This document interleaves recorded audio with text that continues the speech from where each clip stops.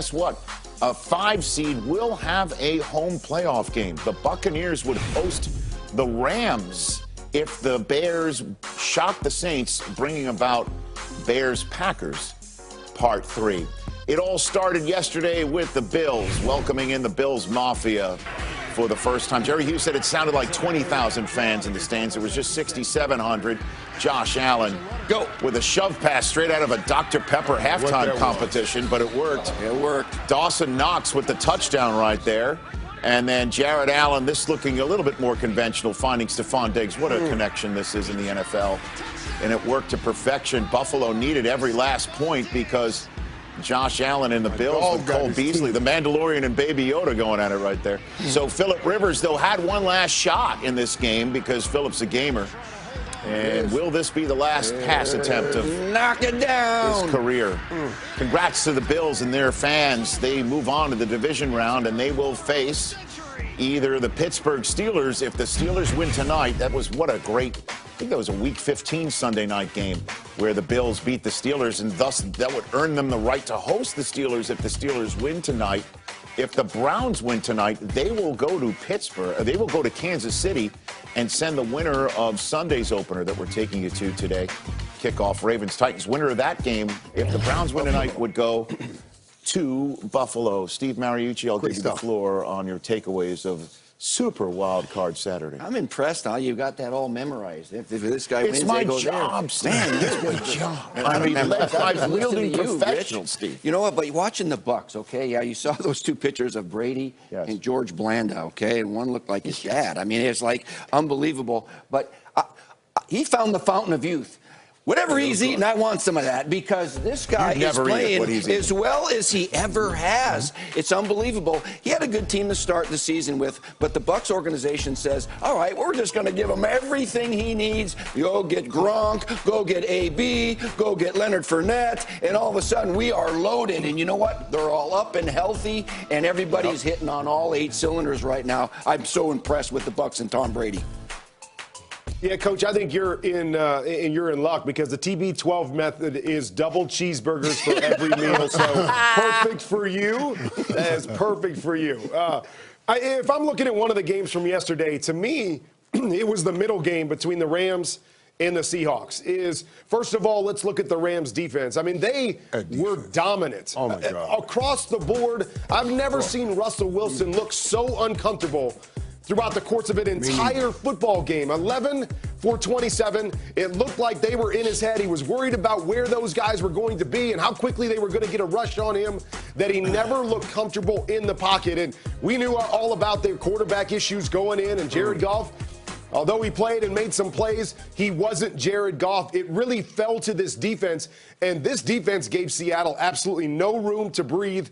They were dominant across the board, and Jared Goff can get a little bit healthier next week. It's going to be fun to see where this defense can go because they are dominant.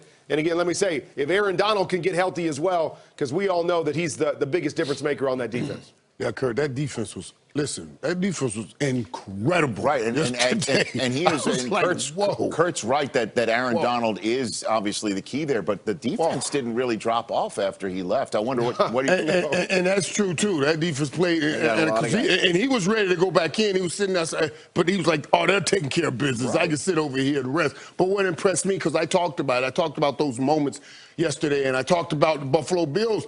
I said they were going to get tested, and this is a big moment for them. I'm going to tell you something, man. When I watched right before the halftime, they came up with this big 4th down stop right here, and then turned around. That means defense just did what it had to do. Turned around and went on a 10-play, 96-yard drive to score a touchdown. When I'm talking about getting the field goal at the end of these 2 minutes, they scored a touchdown. I tweeted right there. I said, now that is championship stuff right there, because that says I knew we could not let this play be made. You know, that's a 14-point swing. It would have been 17-7. They flipped it and made it 14-7. Buffalo's up. That may be the one turn, if Buffalo ends up where they want to be, that they will look back and say, this marks our moment. And they're sitting at home saying, we're going to be at home. Who's coming? Is it Pittsburgh, who we've already beaten, or is it the Ravens or the Titans? And, you know, that would be more more on this game. I love that. Kurt, I love that. That's great stuff right there, buddy. And it's true. I mean, it just seems like that's all they do. They are all about football down there. And, Michael, when you look at the slate of games for this weekend, I think everybody looks at this game between the Saints and the Bears and say, oh, this is the one that's going to be lopsided, right? This is the one that on paper doesn't seem to stack up. But as Stacey mentioned, they played earlier in the year, and the Bears jumped out ahead. The Saints had to come back. They win on a late field goal in that game. So my question for you, with all the things that the Saints do, can this Bears defense slow them down once again today? And Kurt, listen, the Bear defense can play. They play. But getting back Kamara and Michael Thomas today for the Saints, I think this is huge, man. And Stacey talked about it. This gives them all of the physical skill set, all of that talent and ability in these two guys, and then the master himself running it in Drew Brees. It makes it difficult, very difficult. I know we're talking about Kamara being away.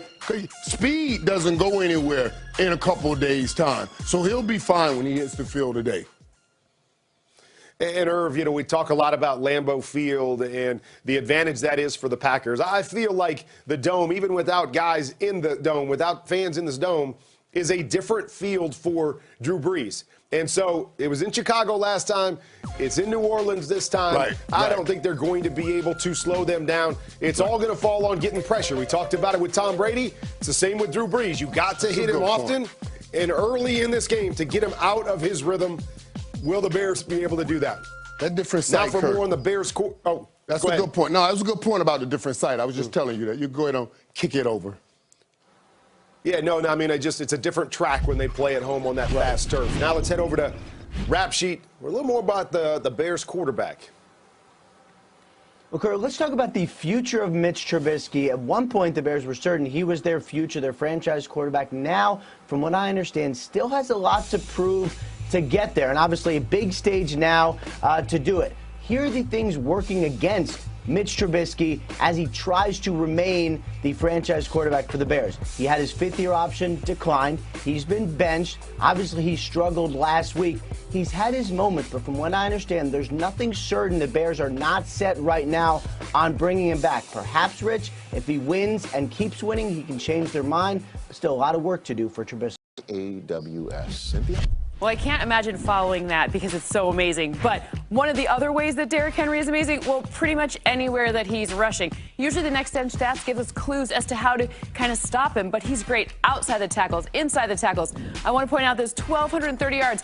Only Dalvin Cook has more total rushing yards. So, Coach, how would you plan on stopping if you were the Ravens? This is ridiculous because outside the tackles, usually that's reserved for the fast guys, right? Speed guys. And he's a downhill runner? No, this big dude at 250 is also fast. But you remember he had 195 yards against the Ravens and knocked them out of the playoffs last year. So what did they do? They went out and got a couple more players, right? Calais Campbell, Pro Bowler, and Yannick Ngakoue, a couple of stout guys in there, so they're much better on defense. And they did that so they can stop that guy, and we'll see if that works today. All right, great. Rich? Thanks very much. You two guys. Ian?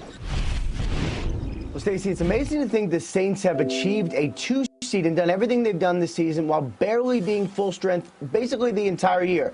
They are at full strength right now. You mentioned Alvin Kamara, who went on the COVID-19 reserve